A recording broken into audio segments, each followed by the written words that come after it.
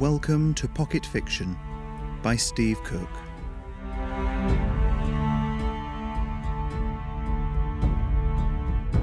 The Dark Shard, Part 2.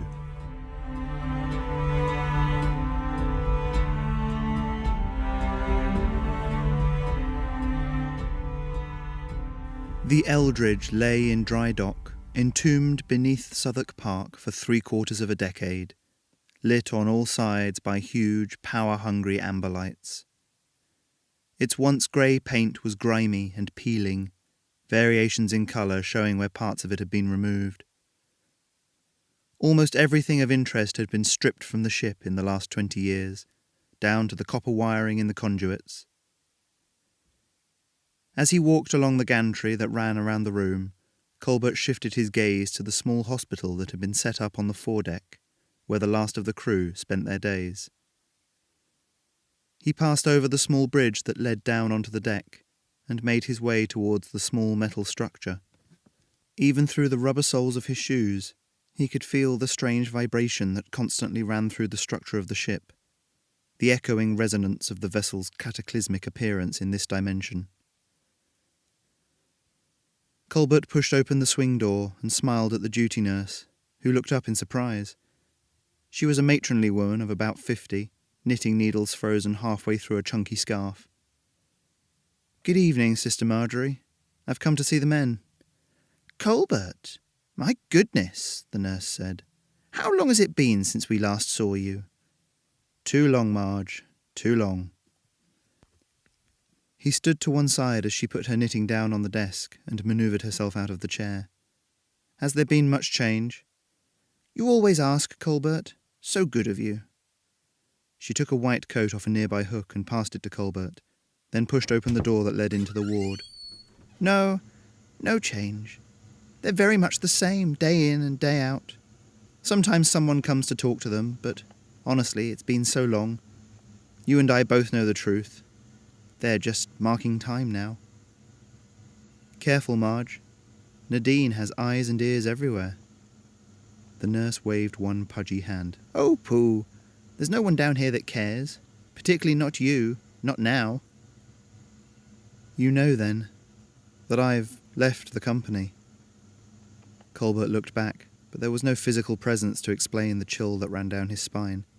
His chest tightened, heart feeling as though it may hammer its way through his ribs. I know. You've finally done what you've been threatening all these years. The guard doesn't. He's got the misfortune to be just out of earshot from me. But he'll know soon." "You'll tell him?" She nodded sadly as they walked past the dozens of empty beds that lined the echoing ward. "That I will. You're a good friend, Colbert, but I've got my own to look out for. I'm sorry. Give me 20 minutes with them, Marge. Better yet, get away yourself. They're turning it on tonight. And we don't know what will happen. Not for sure." Marge stood to the side and gestured towards the last few beds, the ones that were occupied. "I can give you 10 minutes, Colbert. No more." Without another word, she turned and walked back up the centre of the room. Colbert looked around. A small steam engine, one of the silent models, sat in the centre of the room, putting out enough heat that he began to sweat just looking at it. A small pile of glassy fragments, vitrified coal, sat on top of the engine, ready to be tossed in. On each side were 2 beds, each containing a man. They were festooned with glass bottles and thin tubes, their old faces looking out from pillows that made them seem even more shrunken. In 5 long strides, Colbert moved over to the nearest bed. Its occupant was old, apparently kept alive only by whatever was in the bottles. His skin was like leather in texture, but as pale as the white hair that crowned his head, and seemed to blend into the pillows. The little naval insignia, so like the Imperial Navy crest in Colbert's own world, was pinned to the collar of his hospital gown with an almost childish stubbornness. The old man's gummy eyes opened, focusing slowly. "What?" he said, then licked his dry lips. "What's the date?" October the 16th. The year I meant, boy. Still 2015. The old man's eyes closed. I still ain't giving you nothing. Listen, Colbert sat on the edge of the bed. I'm not here to torture you. I'm not with them anymore. And I'm sorry for what it's worth. But I need to hear your story again. One more time. Just to be sure that what I've done is the right thing. Lionel B. Kinnock, Lieutenant, Junior Grade, Service Number 254267. Colbert shook his head. Please, I must know. Is there any more to the story, to what happened in Philadelphia? He looked back down the ward, but there was no movement, nothing to suggest his time was running out. Kinnock had closed his eyes, but he began to speak, voice creaking like a rusty hinge. We were assigned to the Eldridge and told to monitor everything.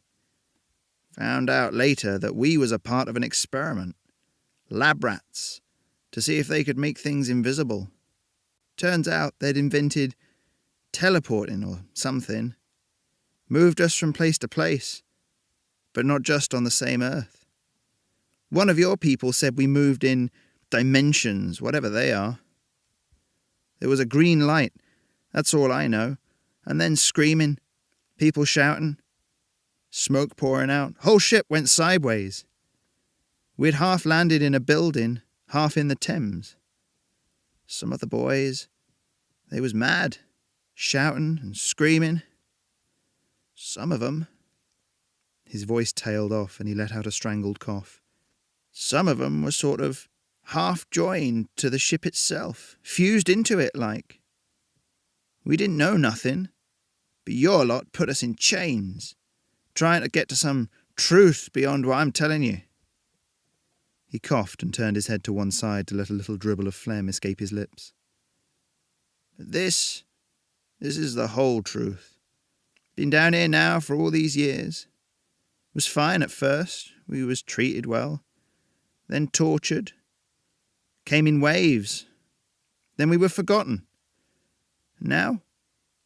His gaze detached itself from Colbert and travelled blindly around the room, taking in the walls, the beds, the bars on the windows. This is no life. None that I'd choose. Colbert looked down so that he didn't have to meet Kinnock's eyes. When I started work on the Shard project, its purpose was to make contact with your people and establish a beachhead. Your ship brought such advanced technology with it, like electrostatics, something we're still only just getting to grips with. We reverse-engineered what we could. He sighed and closed his eyes tightly. But when the Emperor took over, he saw you as a threat. He visited us once, before he took power. Didn't seem like the kind to listen much. The Emperor thinks your people have even more advanced tech now. If they had ships like yours in the 40s, what would it be like now? Has space been conquered? Are poverty and disease as endemic as they are here? Colbert squeezed his hand into a futile fist on the bedsheet. Our readings have told us there's a building of similar size and shape there in your version of London. When our shard is turned on, the two will come together, and one will annihilate the other. The death toll from that alone would be astronomical. Nadine will be in there, overseeing her moment of triumph. The Emperor too. Colbert looked down to see that the old sailor's eyes were closed, his breathing shallow. Gently, so as not to wake the man, Colbert stood up. "Why did you come down here?" the old sailor said, eyes still closed. To make sure that what I've done is right. And the sad thing is, I'll probably never know for sure. What have you done? There was a commotion down at the other end of the ward, and then the swing door burst open. 3 men in black suits, snub-nosed guns out, were marching up the centre of the ward. Colbert watched them coming. Something terrible. 2 of the men had their guns pointed at the ground, but the third's was raised, aimed directly at Colbert's head. "Colbert Harris, hands behind your head. Kneel." Colbert complied, closing his eyes. Nadine sent you, I'd imagine. Even as he spoke, a part of him marvelled at how calm his voice was. "Shut up." One of the other agents pulled out a small wax recording disky and keyed it into action, then nodded. "Record begins. Arresting Agent Giles Port in the Eldridge hospital cabin. Subject is Colbert Harris, most recently Chief Imperial Engineer. For the crimes of treachery against the Imperial throne, threat to national security, and failure to perform that which is expected of you in the line of duty, you are hereby sentenced to death. Do you have any last words?" So this is how it ends, Colbert thought. His mind flickered over his life, images of homes kept warm by his inventions, of the hundreds of tiny bright points of light he had brought into the world. Regret gnawed at him, filling the otherwise empty space inside him where a loving family should be. He nodded. "Yes. What time is it?" The agent with the recorder turned his wrist slightly to look at his watch. 7 p.m. Ah, right on time.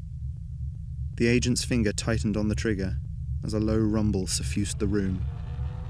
There was a brilliant green light, and then everything went black.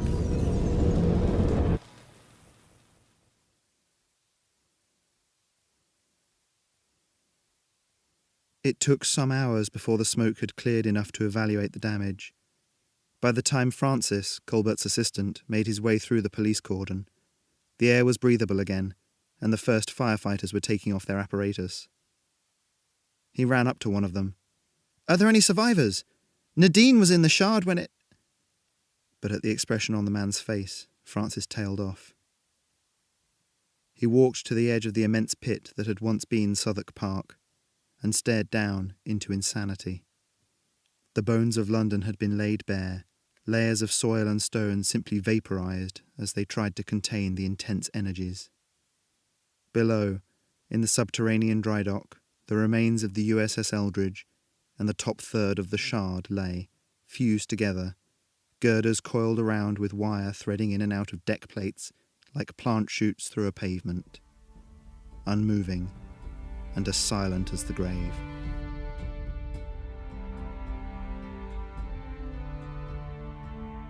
If you've got some writing you would like to see featured on Pocket Fiction, please get in touch with me through the website stevecookfiction.com.